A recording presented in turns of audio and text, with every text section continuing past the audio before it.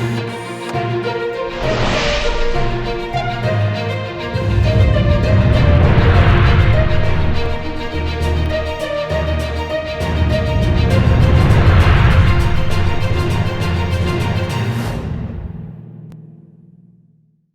خان نے باقاعدہ طور پر یہ کہہ دیا ہے مہنگائی ہوگی، پیٹرول کی قیمتوں میں اضافہ ہوگا.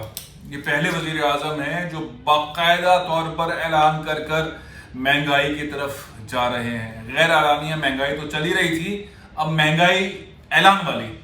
ابھی جو پیٹرول کی قیمتوں والا معاملہ ہے جس کا حوالہ دیا جا رہا ہے بنگلہ دیش میں اتنا ہے، تو انڈیا میں اتنا ہے، تو امریکہ میں اتنا ہے، تو چائنا میں اتنا ہے، تمام چیزوں کے بارے میں بتایا جا رہا ہے اور پیٹرول کی قیمتوں میں اب مزید اضافہ ہوگا.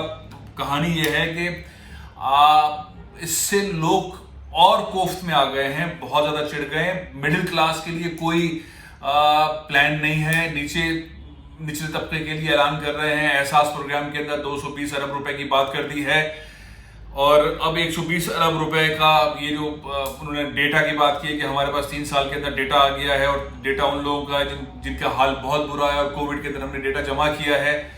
تو معاملہ یہ ہے کہ جو کووڈ والا پیریڈ تھا اس کے اندر تو وہ ڈیٹا بالکل ٹھیک تھا، درست تھا، بات سمجھ آتی تھی کہ ہاں یہ اماؤنٹ ان نچلے طبقے کے لوگوں کو ملنا چاہیے، اور ظاہر ہے کہ اس وقت کی بات سمجھ آ رہی تھی. لیکن اب تو middle class, lower middle class, upper middle class سب کی چیخیں نکلی ہوئی ہیں. ان چیخوں کے لیے عمران خان کے پاس کوئی حل نہیں ہے، کوئی حل نہیں ہے. اسکالرشپ دینے کی بات کر رہے ہیں، 47 ارب روپے کی اسکالرشپ دیں گے،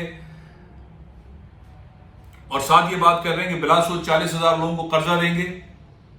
قرضوں کے اوپر جو پہلے بھی نوجوان والے پروگرام ہے اس کے اندر انصاف نہیں ہوا. اس میں بہت سارے منمانے لوگوں کو قرضے ملے ہیں، لوگوں کو گھر کے قرض نہیں ملے، لوگ کاروبار شروع کرنے کے لیے ایمانداری میرٹ کی بنیاد کے اوپر قرضے نہیں ملے. اور یہ باتیں بہت عام ہیں، یہ باتیں بہت عام ہیں. ناانصافیاں ہو رہی ہیں. ابھی مڈل کلاس کیا کرے، لوور مڈل کلاس کیا کرے، اپر مڈل کلاس کیا کرے؟ آپ نے نچلے طبقے کے لیے بندوبست کر دیا، اچھی بات ہے، بہت اچھی بات ہے. اپر کلاس اور امیر کلاس کو تو ضرورت ہی نہیں ہے، اس کو مہنگائی پہ فرق ہی نہیں پڑتا ہے. مڈل کلاس اور تنخواہ دار لوگ کہاں جائیں؟ جو فیکٹریوں میں کام کرتے ہیں، جو مزدور ہیں، جو سرکاری ملازمین ہیں، جو پرائیویٹ انسٹیٹیوٹس میں کام کرتے ہیں، وہ کہاں جائیں؟ میڈیا والے کہاں جائیں؟ جن کی سیلری 30، 40، 50، 60، ایون 1 لاکھ روپے کے اندر بھی وہ اپنا گھر نہیں چلا سکتے، وہ نہیں چلا سکتے. اور آنے والی مہنگائی میں ان کے لیے کیا ہے حکومت کے پاس؟ میں نے بھی گزشتہ دنوں چند اہم ماہرین سے بات کی اور بہت اہم بات کی کہ حکومت ناکام کہاں ہو رہی ہے. شبر زیدی صاحب کہتے ہیں کہ جو بیچ کا بیوروکریسی کا اور وہ جو سبزی لے کر مارکیٹ میں فروخت کرنے والا جو رول ہے آڑتی والا، اس کو کنٹرول کرنے میں حکومت ناکام ہے. وہ شبر زیدی صاحب کی گفتگو صحیح نظر آتی ہے. انہوں نے ایک ٹیلی ویژن پروگرام میں مجھے انٹرویو دیتے ہوئے یہ بات کہہ دی تھی. اس کے بعد وہ کافی لوگوں سے میں نے اس کو کراس چیک کیا اور 100% ٹھیک ہے. پاکستان پیپلز پارٹی، مسلم لیگ نون اور پی ٹی آئی کے مخالفین، بیوروکریٹس اور وہ آڑتی والا جو سیٹ اپ ہے وہ کنٹرول نہیں کرنے دے رہے، اور ان کے پاس اتنی صلاحیت نہیں ہے اس حکومت کے پاس. اس کے پاس وہ بیوروکریسی والی پاور نہیں ہے جو مسلم لیگ نون اور پاکستان پیپلز پارٹی کے پاس ہے. ایون ان کی منسٹریز کے پاس بھی جس طرح کی پاور اور ان کے پاس جس طرح کا تجربہ ہوتا تھا چیزوں کو کنٹرول کرنے کا، وہ نہیں ہے. جس کی وجہ سے ایک دوسری مہنگائی جو ہے، ایک تو قیمتیں زیادہ ہیں، دوسرا نیچے آڑتی اور ان کے درمیان کا جو گیپ، جو چکر بازی ہیں، جو ان کے تگڑم ہیں، وہ تگڑم جو ہے وہ پی ٹی آئی کنٹرول نہیں کر پا رہی، جس کی وجہ سے مہنگائی ملٹی پلائی ہو رہی ہے. یہ جو حالیہ خطاب ہے عمران خان صاحب کا، اس کے اندر بھی اطمینان بخش بات نہیں کی گئی، سوائے اس کے کہ لوگوں کو اور خوف آیا، انکلوڈنگ آپ کو بھی خوف آیا، مجھے بھی آیا کہ پیٹرول اگر 138 روپے ہے تو اور کتنا ہوگا؟ اگر 8 روپے 10 روپے اور بڑھائے جا رہے ہیں اور اس کے بعد پھر بڑھائے جا رہے ہیں، اور اندیشہ دیا جا رہا ہے کہ یہاں پہ 190 ہے اور وہاں 200 ہے، تو پاکستان میں 138 ہے، تو پاکستان میں 170 200 کے قریب پر لیٹر ہونا چاہیے. تو اس تیل کے اضافے کے بعد باقی مہنگائی کا کیا عالم ہوگا؟ کس طرح سے سنبھالیں گے؟ تنخواہوں میں اضافہ نہیں ہو رہا ہے، قرضے ٹائم پر اس طرح سے میرٹ پر نہیں مل رہے ہیں، چیزیں قابو سے باہر ہے اور بیوروکریسی عمران خان صاحب کے کنٹرول سے باہر ہے. بات یہ ہو رہی ہے بار بار 2/3 اکثریت ہوگی تو ہم سب کا صفایا کر دیں گے. ابھی ہم نہیں کر سکتے، پارلیمنٹ میں نہیں جا سکتے. ہر چیز اگلے 5 سال کے اوپر جا رہی ہے، کیونکہ ان 3 سالوں کے اندر تو پچھلا سود دینا تھا، پچھلے قرضے دینے تھے، اور ہمیں معیشت اتنی بری طرح ملی تھی، اس لیے ہم 50 लाख घर और 1 करोड़ नौकरियां नहीं दे सके, और फिर कोविड आ गया और फिर ये आ गया और हमने मुल्क को बचा लिया और दुनिया ने हमारी तारीफ की और दी इकोनॉमिस्ट ने ये लिख दिया और वगैरह कर दिया। बहुत सारी बातें ठीक भी हैं, लेकिन इन द एंड इस महंगाई के अंदर लोगों का जो भुरकस निकल रहा है और मजीद निकलेगा इस ऐलान के बाद, उसका होगा क्या, उसे संभालेगा कौन? क्या सैलानी उतनी कैपेसिटी रखती है कि वो लोगों के लिए इमदादी कार्रवाइयाँ करे?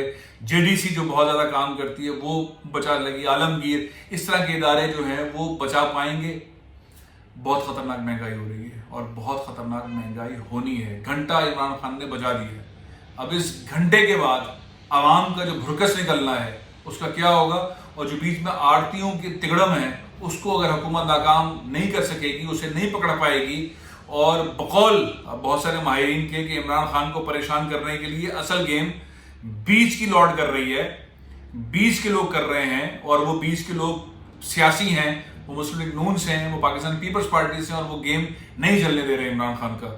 तो इस तमाम सूरत हाल में मलबा जो गिर रहा है वो आम आदमी पे गिर रहा है।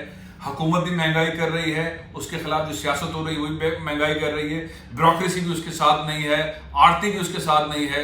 ये सारा मलबा पाकिस्तान की आवाम पर गिर रहा है, और इस आवाम को बचाने के लिए इमरान खान के पास कोई चाबी नहीं है, कोई जिन मौजूद नहीं है। पाकिस्तानी कौम पिसने के लिए तैयार है, और एक घंटा बजा दिया इमरान खान साहब ने कि इस पिसने का जो मामला है वो सारी दुनिया में हो रहा है, तो पाकिस्तान के लिए सब उसका पड़ेगा। देखते हैं इसको कैसे बचाया जाएगा। बहुत सारी चीज़ें ऐसी हैं जो अच्छी हो भी रही हैं, लेकिन इस महंगाई के अंदर उनका डिस्कस करना बेकार है कि IT के शोबे के अंदर 75% इस साल के अंदर इजाफा हो गया एक्सपोर्ट के अंदर, और पाकिस्तान की रिकॉर्ड एक्सपोर्ट गारमेंट्स की हुई है, और पाकिस्तान के अंदर ये हो गया, और सऊदी अरब ने इतना बड़ा पैकेज दे दिया, और चाइना अब CPEC नहीं करने जा रहा है। ये सारी बातें फजूल नजर आती हैं अगर हुकूमत के पास महंगाई को कंट्रोल करने का फॉर्मूला नहीं है, और वो बार बार कह रही है कि 9%, 9%, 9%, और चीनी मिल रही है 130 रुपए किलो, और गंदम आटा मिल रहा है इतना महंगा, और हर चीज़ इतनी महंगी हो रही है, तो वो कोई उसमें नहीं। अब देखें कि हमारे फलाई इदारे किस तरह से अपने मुखैर हजरात के थ्रू सफ़ेद पोश लोगों को बचाने में, उनकी इज्जत रखने में कामयाब होते हैं। अब नज़रें जो हैं वो इमरान खान साहब के इस ऐलान के बाद इन फलाई इदारों की तरफ जा रही हैं और गई हैं, और देखते हैं क्या होता है मिडिल क्लास का, लोअर मिडिल क्लास का, अपर मिडिल क्लास का। प्रोग्राम में ख़त्म कर रहा हूँ, कल फिर हाजिर होगा। इजाज़त दीजिए। पाकिस्तान जिंदाबाद।